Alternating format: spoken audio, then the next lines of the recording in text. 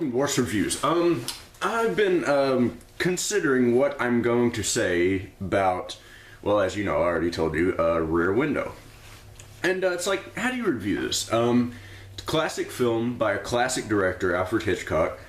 And, I mean, what we analyzed was just exactly how does this film deviate from suspense? I think that's the biggest question when it comes to Hitchcock's work, is how does he handle suspense in each of his iconic films? I mean, it's a very, I think that's the best word to describe it, is just iconic. I mean, it's not something that a lot of modern directors use. He didn't use a lot of conventional methods, to be perfectly blunt. I mean, he just did his own thing, and that's what worked for him. I mean, that's what made him such an iconic director. Kind of like, I mean, the best way I could describe it is something like the Spielberg of his time. I mean, how many other directors can you really think of? Like, I mean, really think about, like,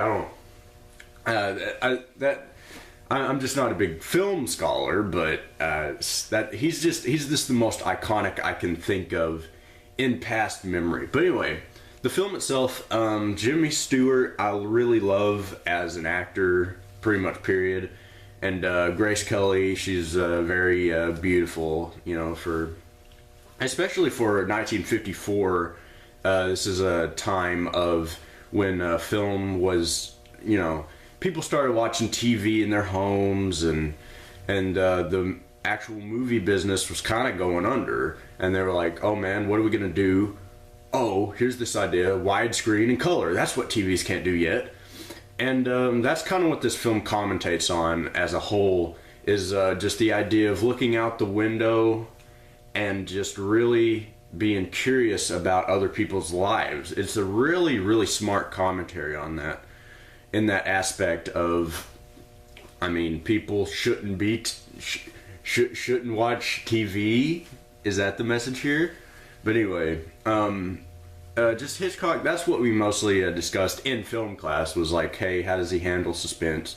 In this film and in other films, he doesn't deviate too much. He was all about humor in his films. Upbeat music, bright sunshine, like, and in contrast to the dark nature of suspense itself. I mean, there's those moments, of course. The tension really, really builds up. But he was really, really smart to know, hey, this is when the tension is going to build up, and I'm going to release that tension. And then once the tension comes back, it'll be more suspenseful than it normally would have been if I would have not done something this way.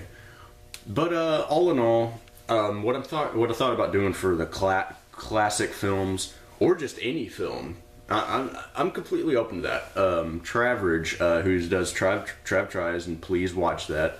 I can't express it enough.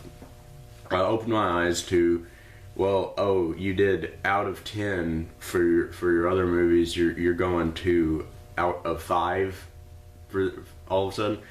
That's what I'm gonna do. Like, any movie that's not in theaters that I'm, you know, currently seeing and it's in theaters, I'll just do out of 10. I just feel more comfortable with doing that with newer movies and more confident, I guess.